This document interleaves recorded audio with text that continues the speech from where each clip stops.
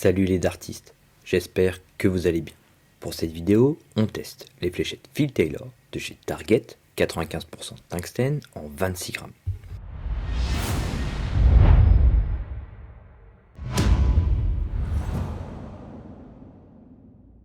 On commence avec l'avant de la boîte, avec sur le haut la mention Swiss Point et le pourcentage de tungstène, au centre différents portraits du joueur et son surnom ainsi que sa signature. En bas, le logo Target, la mention pointe acier, le poids de 26 grammes, de nouveau le pourcentage de tungstène et l'approximation de poids pour chaque fût de 0,05 g. On a également un volet avec les fléchettes en détail, fût, pointe, tige et ailette, ainsi que la mention que les fûts sont utilisés par Phil Taylor, 16 fois champion du monde. Sur l'arrière, on retrouve la fléchette en détail de nouveau et son contenu. On retrouve la mention Swiss Point, que les fûts sont garantis à vie. Et pour finir, le logo Target et leurs différents réseaux sociaux.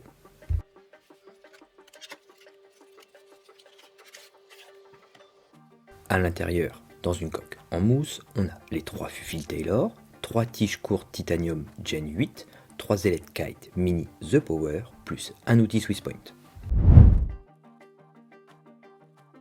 Le fût mesure 42 mm de long pour 7,85 mm de diamètre, avec des pointes Swiss Point Diamond Pro de 26 mm de long. On a un fût bombé avec un nez conique composé d'une zone de grille comprenant 4 anneaux simples gris, un anneau simple noir un peu plus épais, puis 2 doubles anneaux noirs. La partie arrière vient s'affiner jusqu'à la tige avec un fraisage léger formant de petits cubes sur l'ensemble de cette zone. Un 7 sur 10 pour le grip. La partie offrant la meilleure sensation d'accroche au bout des doigts sont les 2 doubles anneaux noirs. Les 4 anneaux simples offrent un peu d'accroche, mais ça reste léger. On aura la même sensation sur l'arrière du fût, voire même un peu plus faible encore. Pour ce modèle, on a un centre de gravité légèrement en arrière, après le centre du fût, juste au début de la partie conique. Des fléchettes qui demandent un lancer puissant et franc. La moindre baisse de puissance, la fléchette vole dans tous les sens et arrive avec un angle hasardeux sur la cible. Surtout avec des ailettes d'une aussi faible portance, faut vraiment avoir la puissance nécessaire dans le lancer pour garder un vol stable. Et les fûts en 26 grammes n'aident pas non plus. Cela pourrait être légèrement différent avec un poids plus faible. La peinture a déjà pris des coups et on a des marques d'usure après très peu d'utilisation, ce qui est dommage au vu du prix de ces fléchettes. Pour la prise en main, celle-ci est très agréable. Avec ce grip sur la partie centrale, on peut profiter aussi d'une prise un peu plus en arrière, même si le grip est moins intense, mais la particularité avec ce modèle sera d'avoir un lancer très puissant pour en profiter pleinement.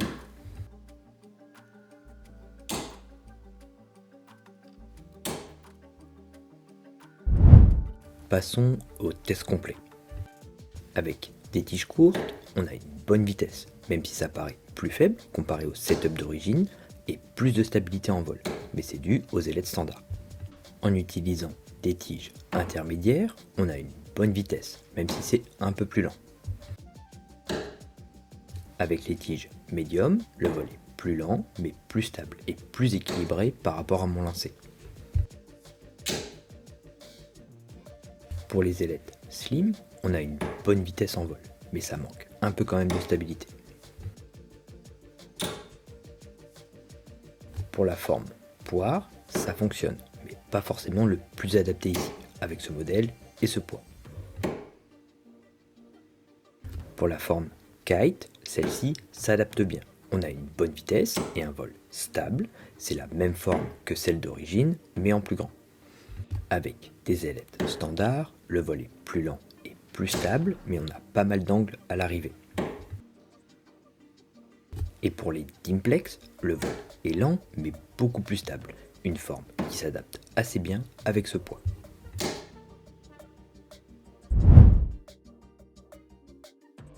Pour la personnalisation de ces fléchettes, j'ai gardé les tiges d'origine et changé les ailettes par des standards mini. Pour résumer, c'est un jeu qui reste spécifique, pas spécialement au niveau de sa forme, mais plus la manière de jouer avec. Cela nécessitera un lancer puissant et franc pour en profiter pleinement. Sinon, la fléchette manque de stabilité en vol et on aura un angle hasardeux à l'arrivée. C'est un peu plus marqué car les fûts sont en 26 grammes. À voir si avec un poids plus faible, cela demandera peut-être moins de puissance.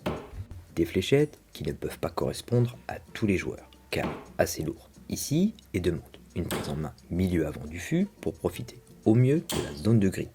Même si d'autres prises en main sont possibles avec une sensation d'accroche plus faible. Un modèle qui n'en reste pas moins un super jeu qui, en cochant tous les critères, est très sympa à jouer et à prendre en main. Merci d'avoir regardé cette vidéo. Si le contenu te plaît, n'hésite pas à mettre un pouce ou un commentaire, à t'abonner à la chaîne pour me soutenir et ne pas louper les prochaines vidéos. A bientôt!